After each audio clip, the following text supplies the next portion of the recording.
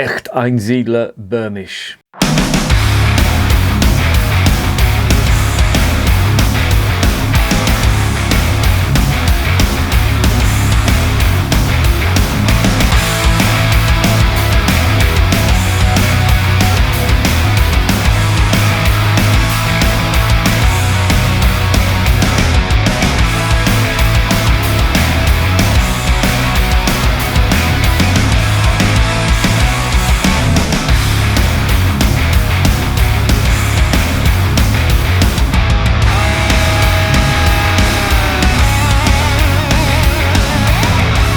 Remember, life is too short to be drinking shitty beer. Fuck me, what a mouthful that was. Welcome to another edition of Bands, Bikes and Booze Reviews. I've got a bottle of this stuff. This is the Echt Einsiedler Bömisch from the Einsiedler Brewery, which is based in a place called Chemnitz, which is in the eastern part of Germany. Now, firstly, I'm going to get this out of the way. Echt Einsiedler Bömisch. What does that mean? Echt in German, it means real. Einsiedler is like a hermit. I think that's the literal translation as a hermit. And Bömisch, Bohemian. So what sort of beer is that? That is a Pilsner. It's a Czech style Pilsner. Now originally, this was brewed in, I think, 1903. First brewed in 1903. The brewery was founded earlier in, I think it was 1885, and it was taken over and then it became private again, I think in 1903, and that's when they brewed this stuff here. And being so close to the Czech border, it's taken on a lot of the characteristics of a Czech Pilsner, hence the name Echt Einsiedler Bömisch. Now, Einsiedler are a really good brewery. Well, I'm saying that. I've tried one of their beers. It was the Weiss beer that they do, and believe me, I really didn't have high hopes for it because of my, I wouldn't say prejudice, but my favouritism towards Bavarian breweries. And this stuff from the Einsiedler, not this stuff, but the Einsiedler Weiss beer really impressed me. It was really drinkable, full of flavour, and it was just one of them ones that it was cheap. I got it from Beers of Europe and I really didn't think much of it. It was a German beer and I thought, I've not tried this, I'm just going to buy it. It was like buying a pig in a poke, really. And I'll tell you something, it really knocked my socks off. It was really good. So that's got me interested in the brewery. So this one, I'm hoping, is going to be a good one. Now, as I said, these are a brewery from eastern Germany, so even though they were founded quite a long time ago, they went for a long period of being owned by the state, i.e. when they were under Soviet control. There was no private breweries, it was all state controlled. But now, I think it was 1990, this went back into private ownership and they've been brewing beer ever since this.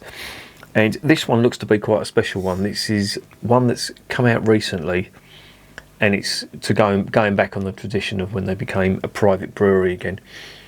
And it looks quite interesting. They've got it down as, well, they're calling it a real, they're calling it like a Bohemian, which is like a Bohemian Pilsner, i.e. a Czech Pilsner, not a German Pilsner, which is interesting. So, without further ado, let's get this investigated.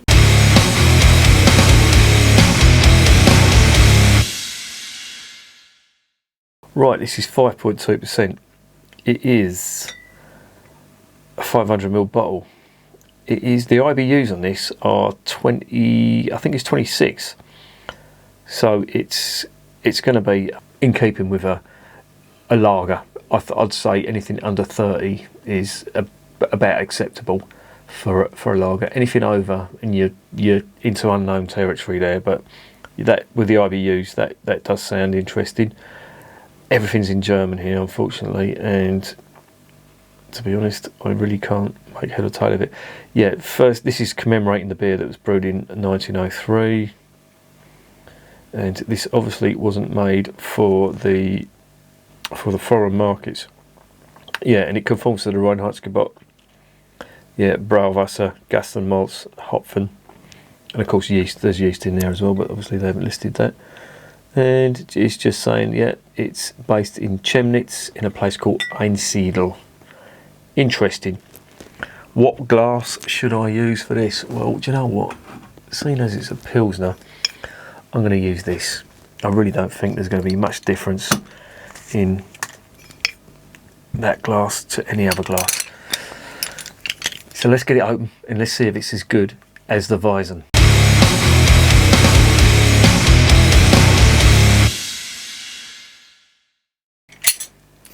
Cap is plain brass, gold, whatever you want to call it.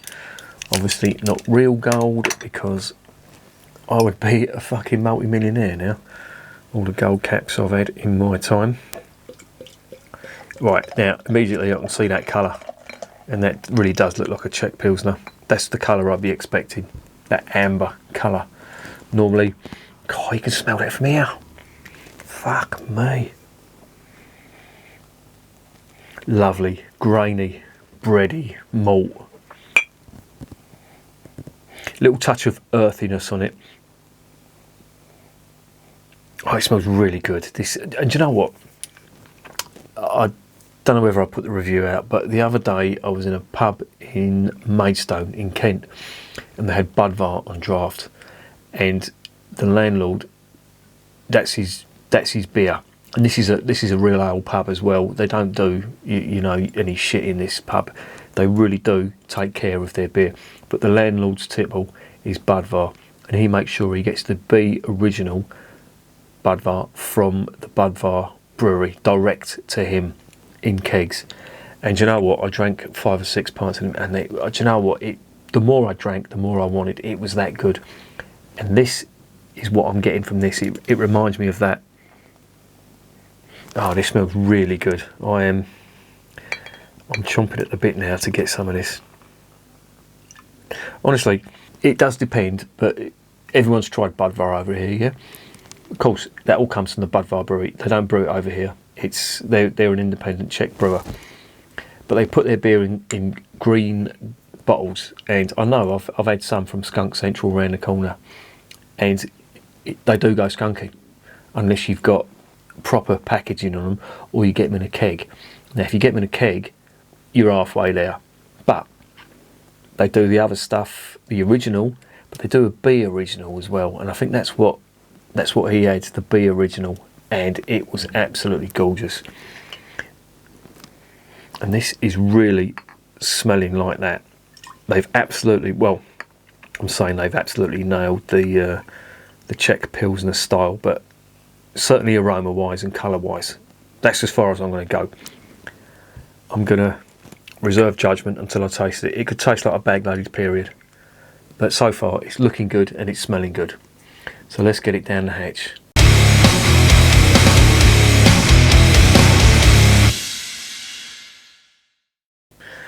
Zum Wohl, as they say in Germany.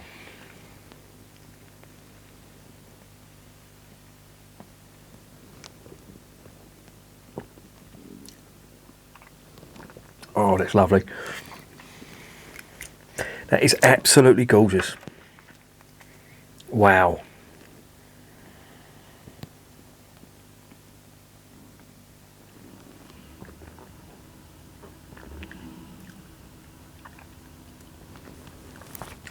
Oh, it's beautiful. They've absolutely fucking nailed the Czech Pilsner style. And here comes the aftertaste. Lovely. This is really nice.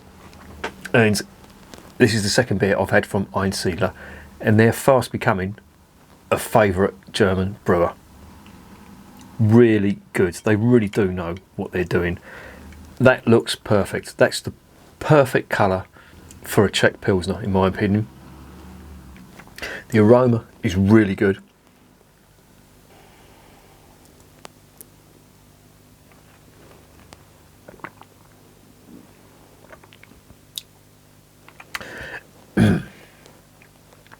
I'm like a fucking Italian here, and I'm going on it.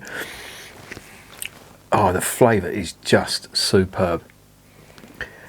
I can't emphasise how much they've nailed that Czech Pilsner style really well. There's no brew sheet, so I'm completely going out on a limb here. I'm imagining that Sarts hops in that, and there's malt in there that comes across as slightly roasted, not caramel, but if you can imagine bordering on that style of malt rather than your bready, doughy malt, that you sort of your sweet, doughy, bready malt that you get from Bavaria. This has got a little bit more about it. I mean, look at the colour. There you go. That should be your indicator. So they've been roasted slightly, and that does come across in the flavour. It's bordering on caramel, but not quite. It's got a really nice mouthfeel to it. The ABV on that is 5.2. So again, that's in keeping with the Czech Pilsner sort of average, if you like. But it just goes down so easily. Really is good. There's a nice earthiness to the finish and a little touch of spice, but it's quite well balanced with the malt, so you're not really getting much of all the flavours. It's just full on everything, and it's really good.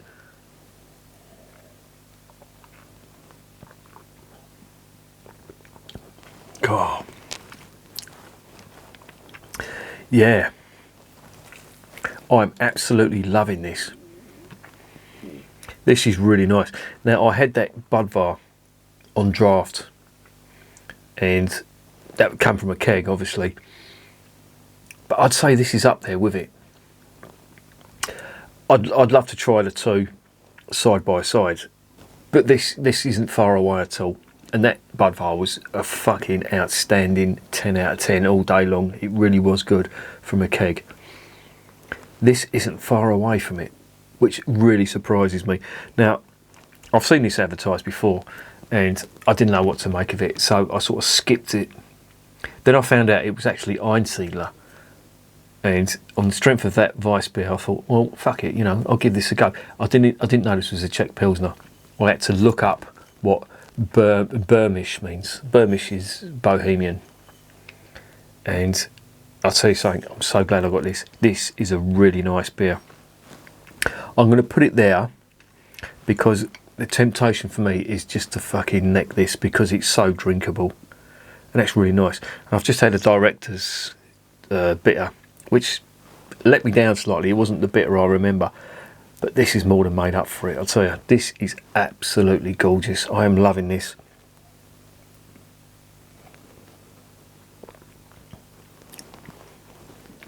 If you're a fan of Czech Pilsner, you need to get yourself some of that, because that is fucking amazing from a German brewer as well. They've nailed it. Now, I know East Germany and the Czech Republic, they border each other, but I'll tell you something, that is a winner for me, definitely.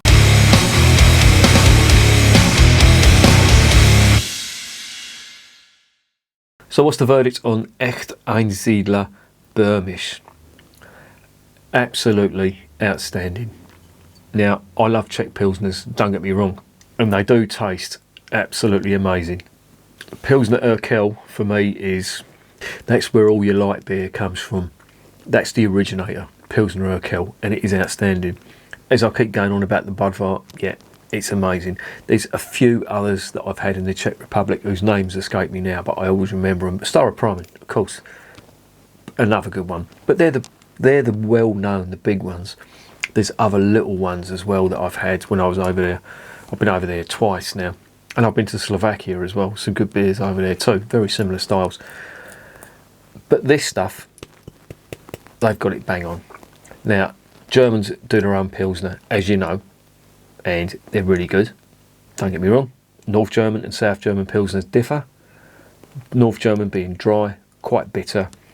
The South German Pilsners being just that little bit sweeter. This lot have nailed the Czech Pilsner, and being from Germany, that is a first for me. This is really good. You have to try this beer. It is fantastic. Now, most people, and now I don't want to sound condescending here, but most lager drinkers will say, yeah, it's just another lager. But when you've tasted so many shit lagers and so many beers claiming to be Pilsners, I mean, for fuck's sake, I'm not even, I was just about to say Kestrel Pilsner. I'm not even going to fucking say that. But they've nailed what a Czech Pilsner should be.